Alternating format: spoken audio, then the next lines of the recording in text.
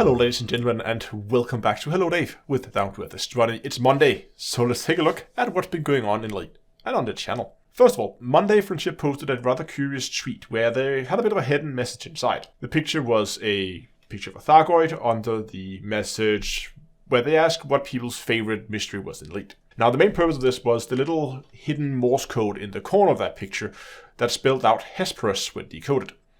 At the time when this was posted, nobody really knew exactly what Hesperus was referring to. There was a community named location in Elite that was called Hesperus. Other than that, there's not a lot that ties it into Elite. However, it was followed up on Tuesday with some additional information, both in form of a GameGlass article and also in the Frontier livestream that day. We now know that Hesperus turns out to be a sister ship to the Adamastor.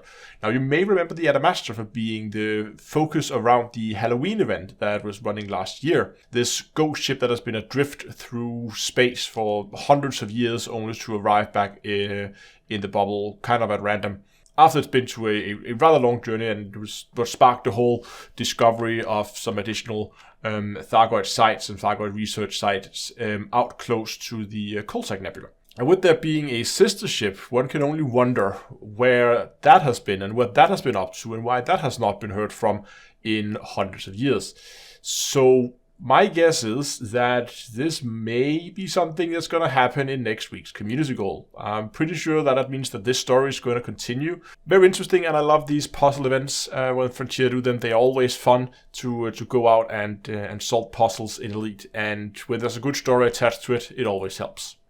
Now, the Alpha for Odyssey is getting ever closer. We're now only 2 weeks away. We now know that the Alpha is going to be running over a 6-week period. Exactly how it's going to be progressing through the 6-week period is still unknown. I'm not sure if it's going to be a full dump everything at when everybody has access, or if they're going to do a gradual launch where they're going to add more features or unlock more features as the alpha goes, just to see or get a more focused, feedback on those specific features. It may also be that they're going to be requesting us to focus on specific things during the test, but at least we now know it's going to be running for about 6 weeks. That means the last day will be the 10th of May, and this of course has sparked a lot of speculation about, does that mean we're going to see the launch of Odyssey, at least on PC, in the end of May?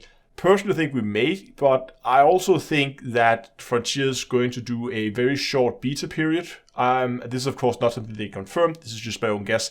But I think they will be running a very short beta period where they're going to open up the game for everybody. It may just be a week. It may just be a single weekend where they're going to get everybody in, and it's going to serve basically as a stress test. So they have last-minute chances to kind of stress test the thing a little bit and get everybody in and see how the servers perform. So hopefully we can have a slightly smoother experience on the actual launch day.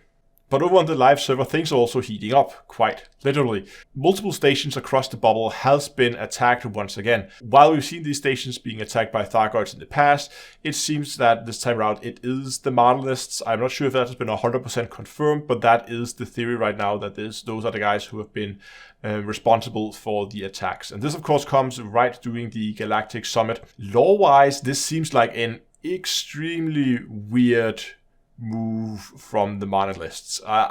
They may have a larger plan that I don't see, but it seems really weird because until now, the Empire was pretty much out to get them, but they kind of got a little bit of protection from the Federation. It's a politically sensitive area, and they would, of course, so we have to remember Marlinists it's not necessarily all terrorists. There are also civilians between, and the terrorist cell here was hiding amongst civilians, and some of the civilians were being protected by the Federation. But now after this, because some of the stations has been attacked, it's been everybody. It's been Empire, it's been Federation, Independent, Alliance stations. Nobody's been safe from this attack. So therefore, it seems that now just everybody's gonna hate them, basically.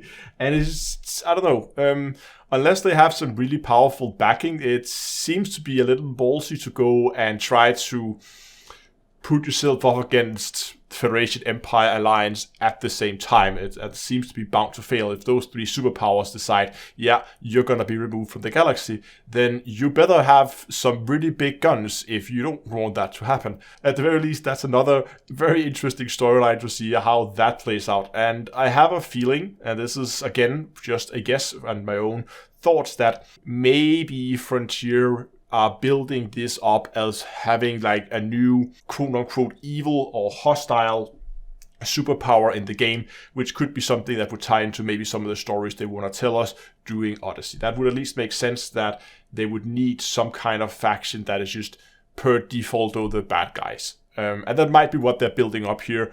I don't know, but at the very least, it's an interesting storyline. I'm definitely going to be keeping an eye on it.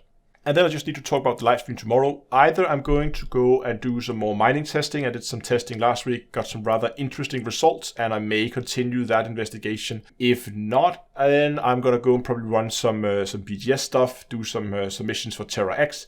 I'll see where things go, but at least the live stream is going to be tomorrow, YouTube, Twitch, 8 o'clock in-game time. I hope I'll see you there. Thanks for watching. Remember to like and subscribe to the channel, and until next time, I will see you guys in space.